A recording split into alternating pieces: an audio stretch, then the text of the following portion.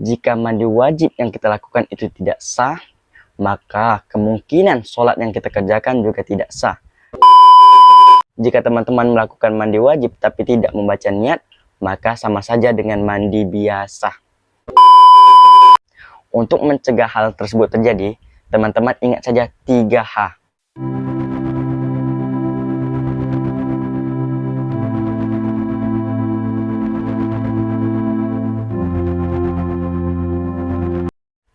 Bismillahirrahmanirrahim.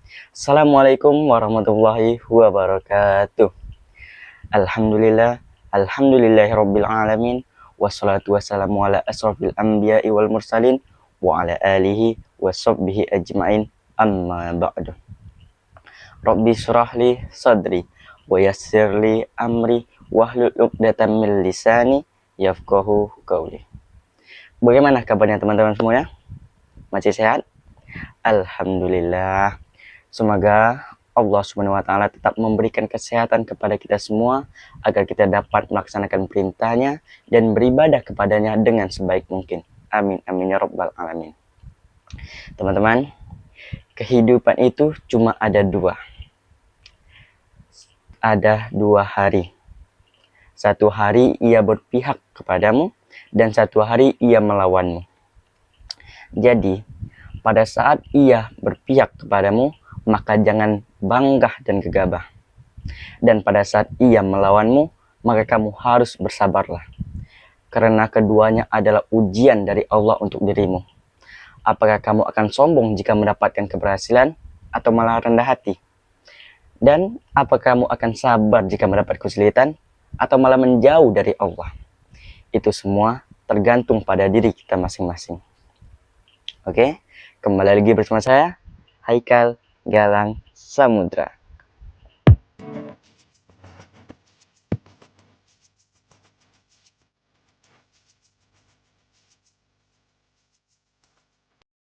Bagaimana teman-teman semuanya? Sekarang sudah pada tahu kan bagaimana caranya mandi wajib? Alhamdulillah. Semoga Allah tetap memberikan kemudahan kepada kita semua dalam belajar mencari ilmu di jalannya. Amin amin ya rabbal alamin. Selain mengetahui tentang tata cara mandi wajib, teman-teman juga perlu mengetahui apa saja penyebab tidak sahnya mandi wajib. Emang ada bang? Ada dong.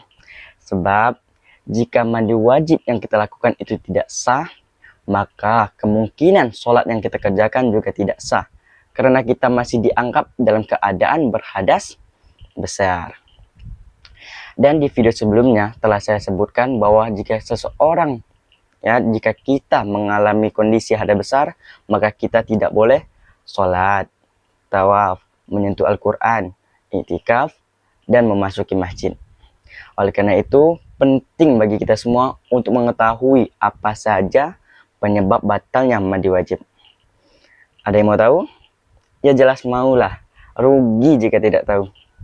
Yang mau tahu, jangan kemana-mana, tonton ini saja. Pertama, tidak membaca niat. Nah, awas, hati-hati. Penyebab tidak sahnya mandi wajib yang pertama adalah tidak membaca niat. Niat itu penting. Sesungguhnya amalan itu tergantung pada niatnya. Niat mandi wajib inilah yang membedakannya dengan mandi biasa. Jika seseorang ingin melakukan mandi wajib tetapi tidak membaca niat, maka mandinya hanya sebatas untuk menghilangkan kotoran dari tubuh, bukan untuk menghilangkan hadas besar. Karena itu, jika teman-teman melakukan mandi wajib tapi tidak membaca niat, maka sama saja dengan mandi biasa. Paham? Jadi, sekali lagi saya ingatkan kepada teman-teman semuanya, jangan sampai lupa untuk membaca niat. Nggak harus bahasa Arab. Menggunakan bahasa Indonesia juga boleh. Ya, yang penting harus ada niat untuk melakukan mandi wajib agar mandinya sah dan ibadah-ibadah yang kita kerjakan setelahnya juga ikut sah. Gini deh, coba bayangin. Jika mandi wajib kita tidak sah atau batal, maka kemungkinan ibadah-ibadah yang kita kerjakan setelahnya juga ikut batal. Seperti sholat, tawaf, dan lain sebagainya. Syukur-syukur jika kita mengetahuinya dengan cepat. Jika sampai berbulan-bulan, bertahun-tahun atau bahkan berpuluh-puluhan tahun? Gimana? Alangkah ruginya coba. Ya. So, mulai sekarang harus baca niat. Oke? Mudah kok, nggak lama. Aku niat mandi wajib karena Allah Ta'ala. Sudah. Ingat itu yang pertama. Yang kedua, tidak membasuh seluruh tubuh. Penyebab tidak sahnya mandi wajib berikutnya adalah tidak meratakan air ke seluruh tubuh. Hal ini juga batal karena menyangkut rukun yang harus dituntaskan. Ada berapa rukun mandi wajib kemarin? Iya, ada 2. Yang pertama niat, yang kedua meratakan air ke seluruh tubuh. Bang, perasaan ada 3. Bang, aku belajar ada 3. Iya, satunya lagi itu menghilangkan najis. Tapi yang penting itu 2 ini, niat dan meratakan air ke seluruh tubuh. Paham? Jika salah satu rukun saja tidak dilaksanakan atau tidak dituntaskan, maka mandi wajibnya bisa batal atau tidak sah mandi wajibnya. Jelas? Jadi, untuk teman-teman, jika ingin melakukan mandi wajib, ratakanlah airnya serata mungkin. Jangan sampai ada bagian tubuh atau anggota tubuh yang masih kering atau belum terkena air. Oleh karena itu, disunahkan menggosok-gosok dengan tangan, agar semakin yakin bahwa air itu benar-benar sampai pada kulit. Paham? Apalagi di daerah-daerah yang sulit terkena air, itu dianjurkan atau diharuskan untuk menggosok-gosoknya. Ya, biasanya yang menyebabkan air tidak merata ke seluruh tubuh adalah karena ada benda di kulit yang tidak bisa ditembus air, seperti tato, cat, lem, getah, dan benda lainnya. Oleh sebab itu, jika ingin melakukan mandi wajib, sebelum melakukan mandi wajib itu bersihkanlah segala sesuatu yang dapat menghalangi air sampainya ke kulit. Paham sampai di sini? Jadi harus meratakan air ke seluruh tubuh. Tidak membasuh seluruh tubuh aja bisa batal. Apalagi jika tidak ada kamu dalam hidupku. Iya. Astagfirullah. Yang ketiga, tidak menggunakan air suci lagi mensucikan. Penyebab tidak sahnya mandi wajib yang terakhir adalah tidak menggunakan air mutlak atau air tahir mutahhir. Pada saat mandi wajib, kita harus menggunakan air suci lagi mensucikan atau air mutlak. Masih ingat apa saja yang tergolong ke dalam air mutlak? Jangan bilang kalian sudah lupa lagi. Aduh, cepat amat lupanya. Masih muda juga. Oke, nggak apa-apa. Kali ini saya akan mengulanginya, tapi harus diingat. Oke, baik. Ada 7 jenis yang termasuk ke dalam air mutlak. Ada berapa? Ada 7. Yang pertama, air hujan. Yang kedua, air laut. Yang ketiga, air sungai. Yang keempat, air sumur. Yang kelima, air dari sumber mata air. Yang keenam, air salju. Dan terakhir, air embun. Jadi itu ada 7 jenis air yang tergolong ke dalam air mutlak. Paham? Dan jangan sampai air ini berubah menjadi air suci tapi tidak dapat mensucikan, atau disebut dengan tahir ghair mutahhir. Jika air ini berubah menjadi air suci tapi tidak mensucikan, maka air ini tidak dapat digunakan untuk mandi besar. Contohnya air sabun. Kita misalkan air sabun ini awalnya dari air sumur. Jadi air sumur yang bercampur dengan sabun sehingga menyebabkan sifatnya itu berubah seperti rasanya, baunya, dan warnanya. Bahkan namanya pun juga ikut berubah. Yang awalnya namanya air sumur berubah menjadi air sabun. Maka air ini dinamakan dengan air mutaghayyir. Sedikit tambahan, air mutaghayyir adalah air yang awalnya suci lagi mensucikan atau disebut dengan air mutlak. Tetapi karena bercampur dengan benda lain sehingga berubah salah satu sifatnya, baik itu rasanya, warnanya, ataupun baunya.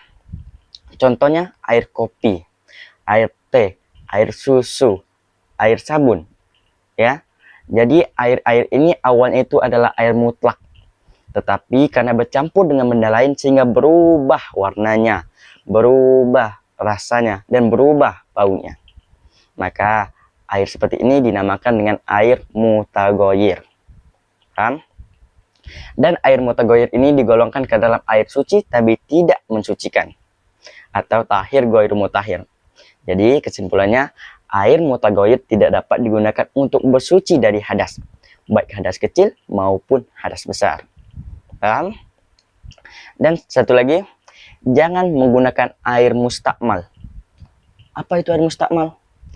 Air mustakmal adalah air yang kurang dari 2 kula yang telah digunakan untuk bersuci, baik dari hadas kecil maupun hadas besar. Contohnya, bekas air wudhu atau air bekas mandi wajib. Ini termasuk ke dalam air mustakmal karena telah digunakan untuk bersuci dari hadas. Dan air ini tidak dapat lagi digunakan untuk bersuci. Ingat, air ini dikatakan air mustakmal jika kurang dari 2 kullah. Paham? Yang ketiga berarti yang harus diingat adalah harus menggunakan air mutlak. Oke, teman-teman, itu tadi ada 3 yang menyebabkan batalnya mandi wajib. Apa saja? Yang pertama, tidak membaca niat. Yang kedua, tidak meratakan air ke seluruh tubuh. Dan yang terakhir, pinter, tidak menggunakan air suci lagi mensucikan.